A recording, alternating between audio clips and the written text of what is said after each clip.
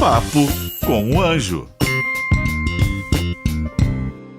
Olá, bem-vindo a mais um podcast Papo com o Anjo, aqui na Jovem Pan. Toda semana um episódio novo e como você já sabe, eu reforço todas as vezes, eu só trago aqui gente que eu gosto.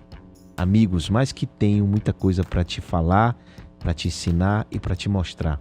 E tem um track record. E hoje não é diferente. Hoje eu trago, além disso, um baita jornalista. Um cara que todos vocês, obviamente, conhecem pelo serviço prestado no esporte e na vida. Com vocês, Ivan Moré. Fala, João. E aí? Que prazer, hein? Você tem um negócio chamado Fala Moré? Como é que é? Qual é Moré? Qual é Moré? O Qual é Moré é um podcast também que eu não tirei o pé do esporte por meio do podcast, né? Então você continua no Qual é Moré? Eu continuo conversando com as figuras do esporte, levei inclusive um amigo que temos em comum, Thiago Pereira, nadador. César Cielo, Felipe Massa, Rubens Barrichello, Arthur Zanetti, Diego Hipólito, tem um monte lá, Oscar Schmidt. Você é um cara, você é um poliglota. Você é um cara que faz de tudo um pouco, velho. Você é impressionante a sua capacidade de gerar conteúdo, a sua capacidade de gerar relacionamento. Né? Você, desde que eu te conheci, eu fico impressionado como você conecta tudo. Você é um cara que é o verdadeiro connecting the dots. Você sabe que como você disse que só traz amigos, você foi uma grata surpresa na minha vida, justamente por conta dessas conexões que o network proporciona pra gente. Tudo começou com o Edu Lira, que me apresentou o Thiago. Isso. Thiago Oliveira, e o Thiago Oliveira me apresentou você, e eu te conheci porque eu fui no lançamento de um livro lá na Vila Madalena, que você fez com o Thiago. Sim, o Gestão Ágil. O Gestão Ágil.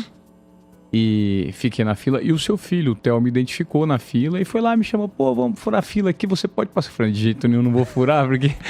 Ele não é furar, mas vamos passar por você, vou esperar, que aí vamos conversando então, Theo. E começamos a conversar e aí batemos um papo super bacana.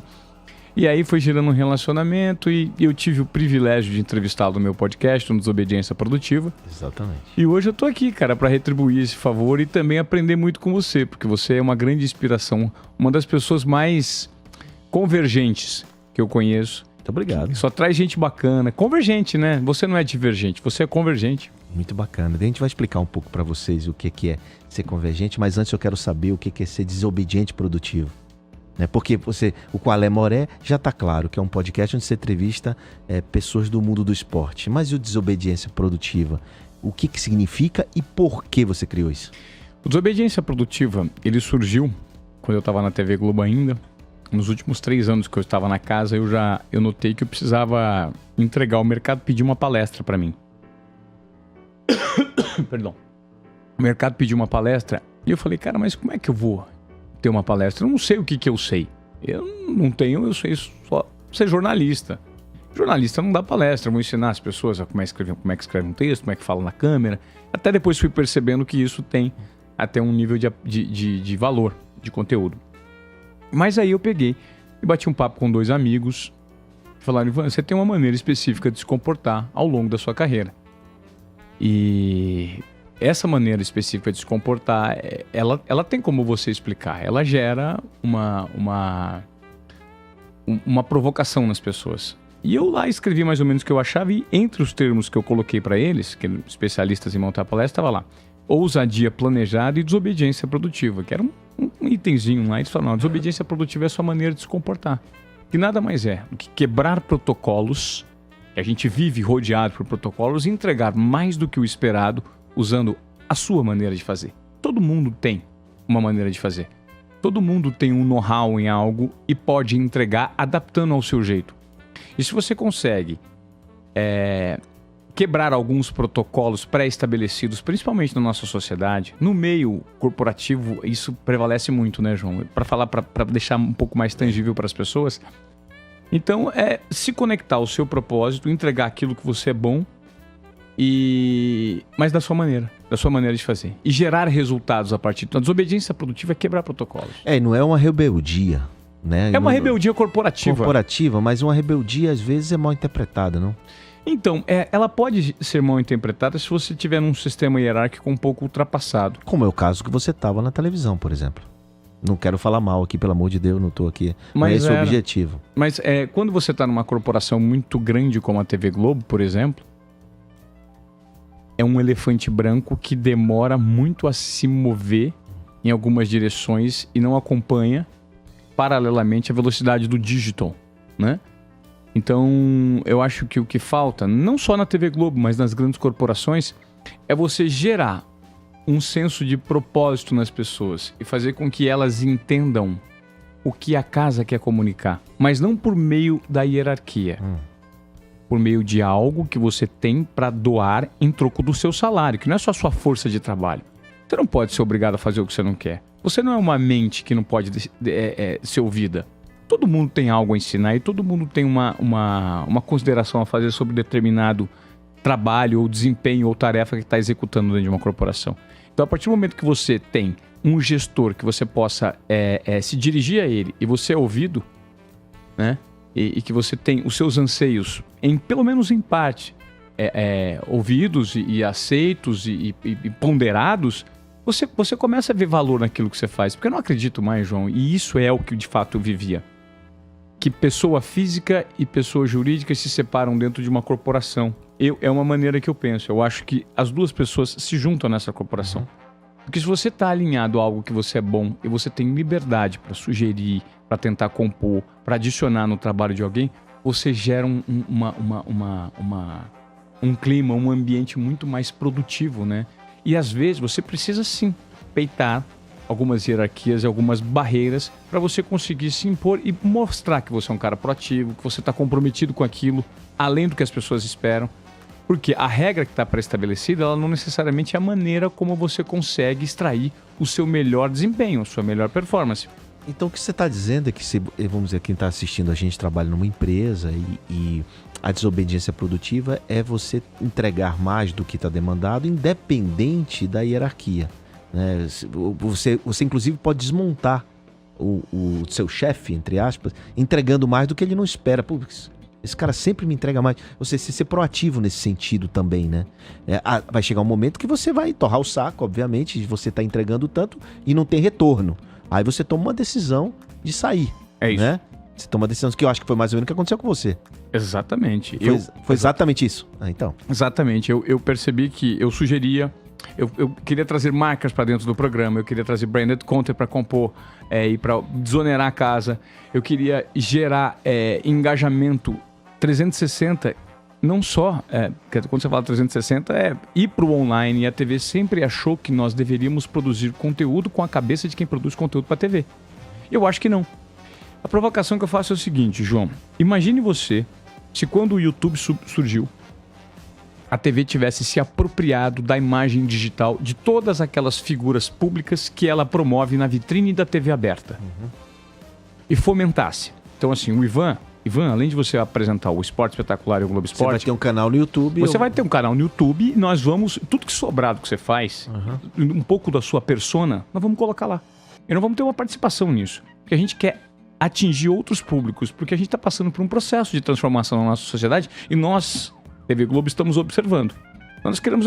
Você imagina quantos milhões de seguidores? Você imagina que engajamentos, que potência que eu seria para exploração de marca, para feedback, para relacionamento, para produção de conteúdo e aprendizado que isso ia nos proporcionar? Você imagina se a TV se apropriasse do digital? Porque o que ela faz?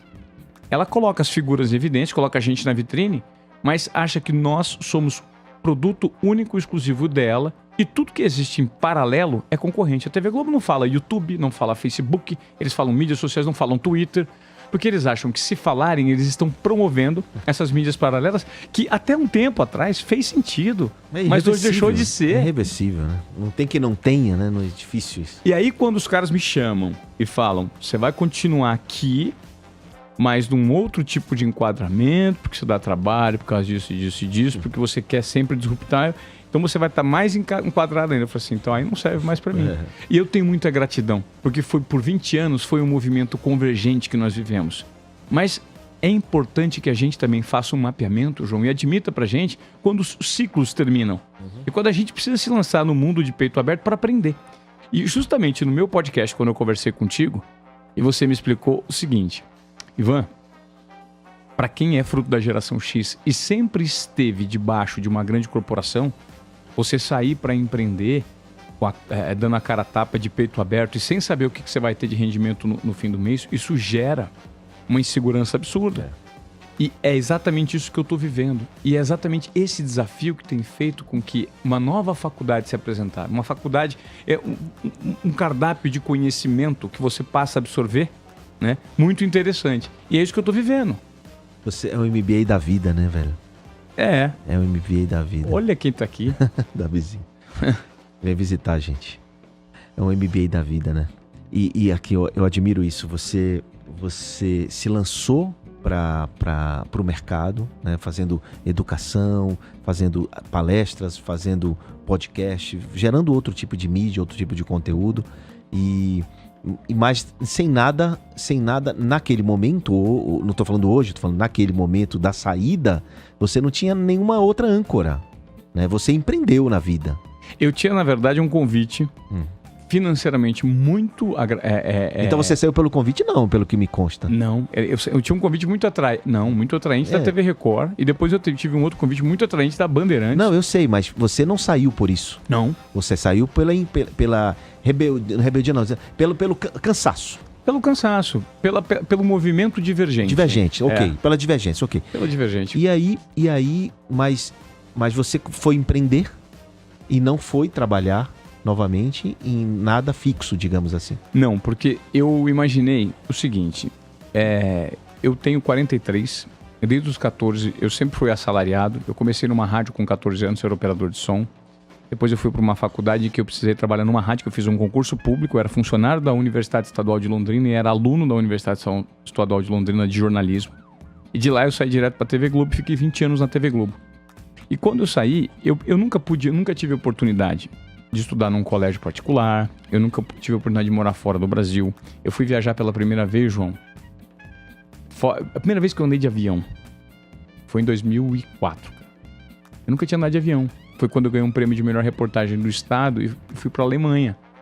Então é a primeira vez que eu tinha 27 anos. Eu nunca tinha andado de avião na vida. Porque eu sou de uma família muito simples. E aí, quando bateu 20 anos de TV, eu falei assim, quer saber, cara? Tem tanta coisa que tá interessante, os caras estão tentando me dar uma espremida aqui, por que eu não vou aprender com a vida? Aprender um pouco mais sobre o que eu não sei. Eu já sei de muita coisa. E quando eu fui aprender e olhar fora de uma bolha, eu notei pessoas muito interessantes, que me ensinaram conteúdos. Eu tô num processo de aprendizado, você faz parte, o seu filho faz parte, sua família, e isso é desafiador. E isso faz com que a gente tenha aquele walk the talk, né? Então, desobediência produtiva é o tempo inteiro fazer com que aquela sensação de inquietação esteja presente, né? Para você descobrir coisas diferentes, para você inovar, para você se descobrir.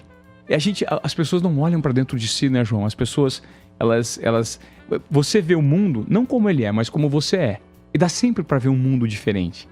Se você se propor a aprender algo, olhando por outros nichos, por outras bolhas. E é exatamente o que eu tenho feito. E tem sido maravilhoso. Isso não quer dizer que você não tenha medo, né? Isso não quer dizer que você Senhora. não tenha angústia, não tenha... Como qualquer outro ser humano, como qualquer outra pessoa, né? É o que você mais tem. É impressionante. E conviver com ele é o que me motiva. É esse medo constante, essa sensação. Eu tenho 2 filhos. Frio na barriga, você tem os filhos, você tem responsabilidade. Né? Eu tenho um capital. Sabe o que é o mais curioso? As pessoas perguntam, o que você está fazendo? O curioso é que eu sou um produto, né? E eu tenho tudo está associado ao Ivan, está associado à imagem do Ivan. Então, qualquer deslize que eu der no mundo de hoje, com essa quantidade de mídia, de observação que existe, qualquer deslize eu coloco tudo a perder. Né? Isso coloca tudo a perder. Se você, de repente, está num restaurante, você piscou para a pessoa, oi, tudo bem? Olha, você viu, eu fiz uma imagem, o Ivan está me cantando, ele tem filhos.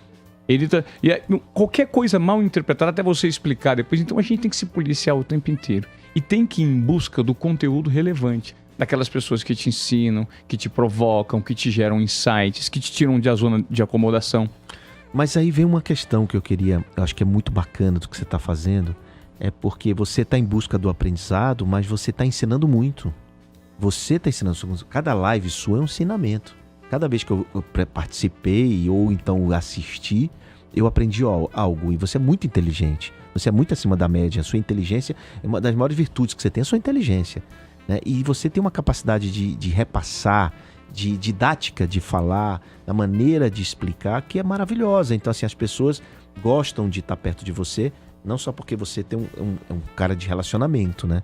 E você tem grandes amigos no mundo todo, famoso ou não, e você é o mesmo cara também, além disso, né? Você é um cara com A, com B ou com C, né? Você é uma pessoa assim. Agora, o que você está gerando de conteúdo é impressionante, cara, é muito bacana. E como monetizar isso? Ou seja, é um próximo passo? É um próximo passo que, inclusive, eu vou ter aulas com o Davi, seu filho, que é um especialista nisso. Mas o que eu penso é o seguinte, João.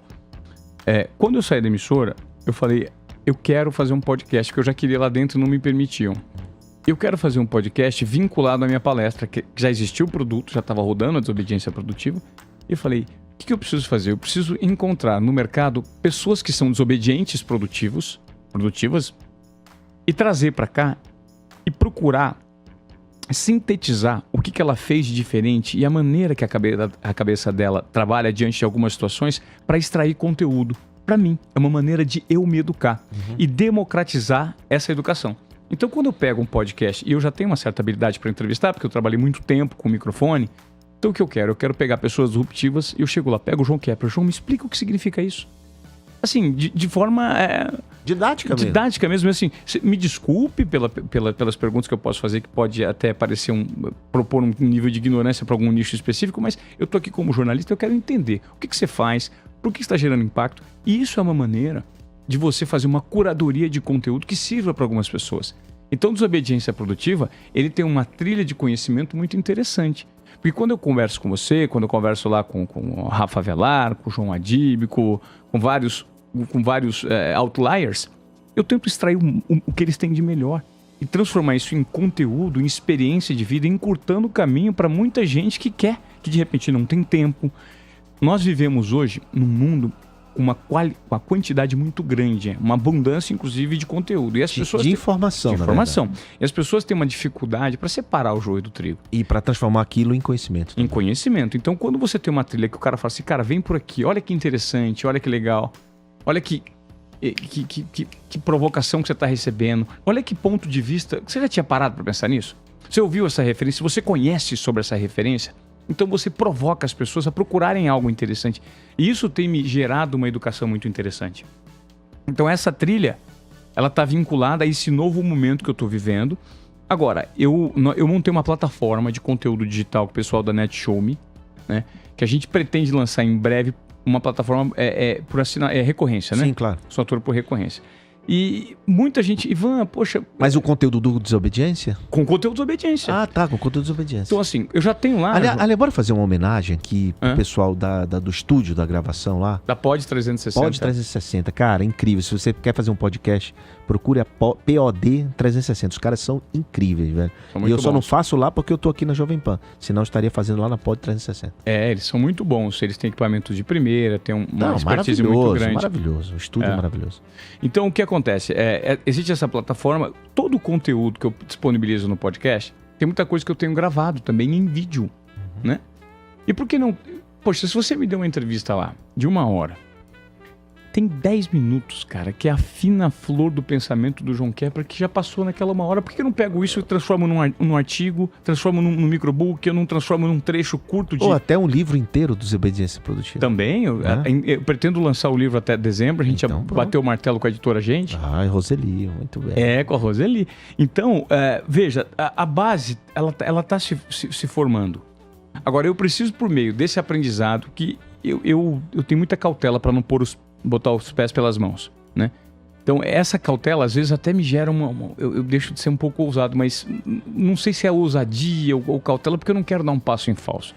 Eu prefiro esperar um pouquinho para fazer as coisas um pouco mais consolidadas, e é exatamente esse próximo passo que eu quero transformar o Desobediência Produtiva num conceito, em que as pessoas, né, vinculadas a ele se reconheçam e possam servir de espelho em relação a comportamento para quem quer fazer algo diferente. Mas, cara, é meio que o seu se eu soubesse, né? Todos esses caras que passaram por lá têm lições de vida, aprendizados que em 10 minutos, você vendo isso, você aprende muito. Para que você vai cometer esses erros se o cara já cometeu, Perfeito. né? Você pode se espelhar naquilo.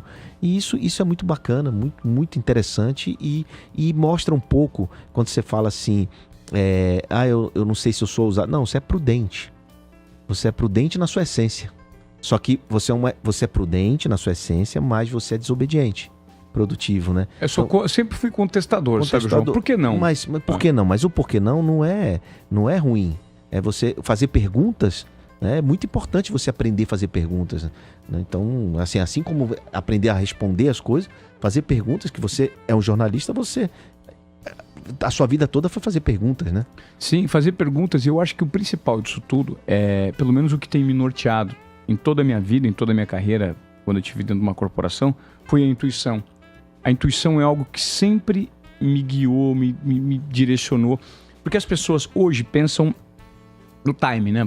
No time. Na oportunidade. Poxa, eu tenho que fazer alguma coisa. E o time é muito importante. Se você consegue associar a tua intuição, fazer um mapeamento dela com o timing ideal, pode ser que as coisas não se revelem imediatamente, mas você vai colher os frutos disso. Isso é como investir também, é o time ideal, na janela certa, né? A intuição, tudo isso faz parte do momento de investir. A decisão nossa de investimento é isso aí. Só que no teu caso, você está investindo na sua vida. Perfeito. Né? Investindo no seu negócio. Porque, como eu venho dizendo, nada é mais rentável do que investir no negócio. Pode ser no seu, pode ser nos outros.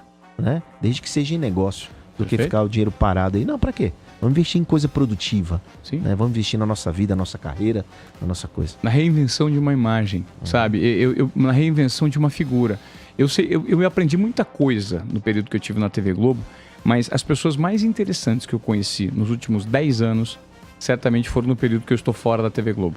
Que maravilha, que interessante isso. Muito, muito, muito. Interessante. A gente sempre tem aquele imaginário, né, que o mundo da TV traz, a celebridade, sei lá o quê, mas o que você está declarando aqui é muito importante, porque tem gente muito interessante fora do mundo televisivo, fora das câmeras, vamos dizer assim. Quando você se mexe, né, João, quando você deixa de fazer parte de uma vitrine enorme de exposição como é a TV Globo, e quando você nota, eu acho que o mais importante é o fato de eu ter notado o processo que a TV como um todo no mundo enfrenta, principalmente TVs que têm hierarquias conservadoras, né?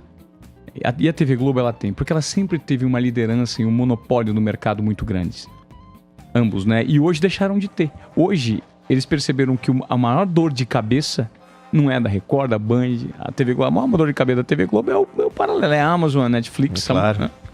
É isso. Olha lá, uma pena que a gente tem que ir pro final aqui do nosso podcast, mas eu não podia deixar de perguntar sobre seus meninos, seus filhos e essa educação que você está dando para eles. Você está criando filhos pro mundo ou você é aquele paizão super protetor? João, a gente já tem inclusive conversou sobre isso, né? Sobre o maior bem que você pode deixar pro seu filho é a educação. Né? E a formação é a orientação que você dá para eles. Eu fui criado no interior de São Paulo de uma maneira bem simples e essa essência ela foi muito valorizada pela minha mãe e deu muito certo comigo. E criar os meus filhos hoje é muito melhor do que você deixar um apartamento para um filho, você deixar dinheiro no banco. É você proporcionar a ele uma visão de mundo específica voltada a valores, a aceitação, a unidade, a caráter e principalmente a uma visão de empreendedorismo 360, que é basicamente o que você faz. Você está sempre vinculado a projetos sociais, você está sempre vinculado querendo gerar valor. Você talvez seja a pessoa que eu conheça nesse período que eu tenha saído, que mais gera valor em vários segmentos da sociedade, né? Não pela grana que você gera, mesmo pelo networking, pelas dicas, pelos conselhos, pelo fazer bem ao próximo. E quando você educa um filho num formato desse, essa é a maior commodity que você pode deixar. Não é um apartamento, não é nada. A gente tem que criar seres humanos transformadores, com pensamentos disruptivos, sempre pensando um pouco adiante. Que bom que você entendeu, né, e percebe que muitas vezes a gente precisa aprender a ser pai E muitas vezes a gente quer que o filho aprenda a ser filho, mas não é esse o caminho, né? Não.